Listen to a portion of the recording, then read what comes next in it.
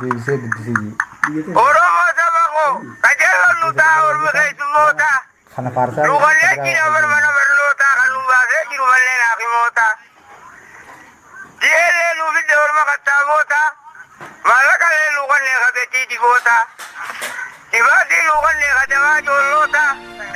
Birgabee falmaddu ilmaan Oromoota.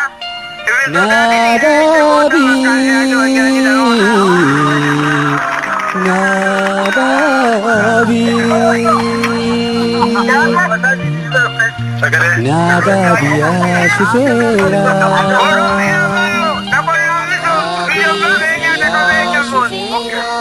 Mato diri fatura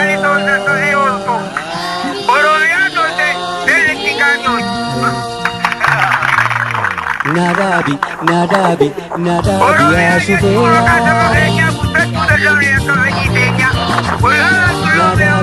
shufera Mato diri fatura Milan saranadera Nafuri nangajara Jalan kodi ade Dakina kaisidira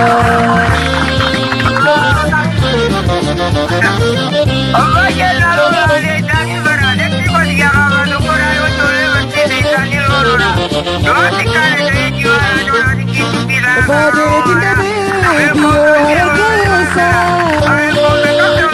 Bade dadiasi Gopa biawasa Wajiti adama Mera chismayala Kasana berganti Dia misnagala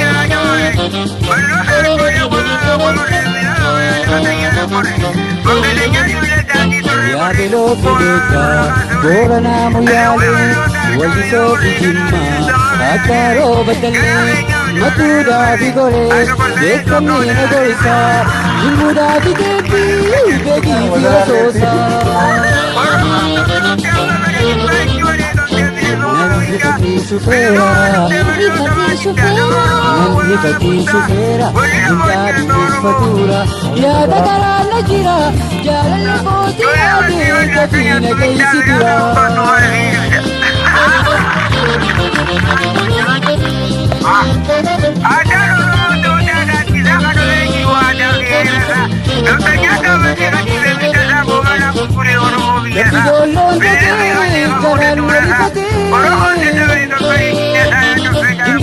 Di shampoo, di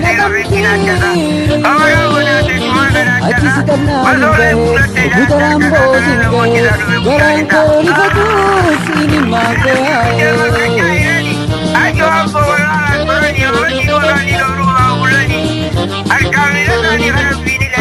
Ya shufera kaatu, nangati sakari, mutofi kusofu, infinera amari, Toto se sandaba, dalaki hamdisa, Gachofi salale, garanko bomsa.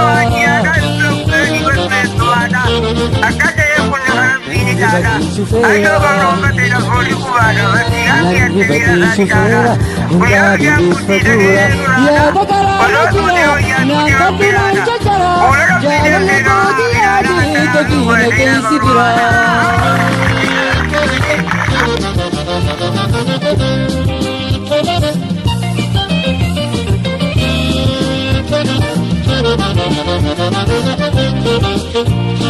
Sabinang kajeli, asoboda viwalo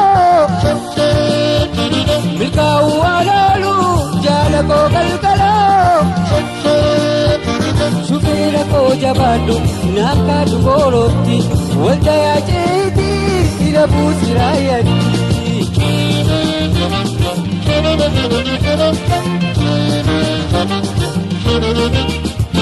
Yaadona nansibira, kalbiya nichijira, karayo sente gara, agartuuf injajara, nandabar sindi ade, shufera ko adara, jaalalle to harkate, nadaabiya shufera, nagaya fayya gali, hamtu haa qabu sirra.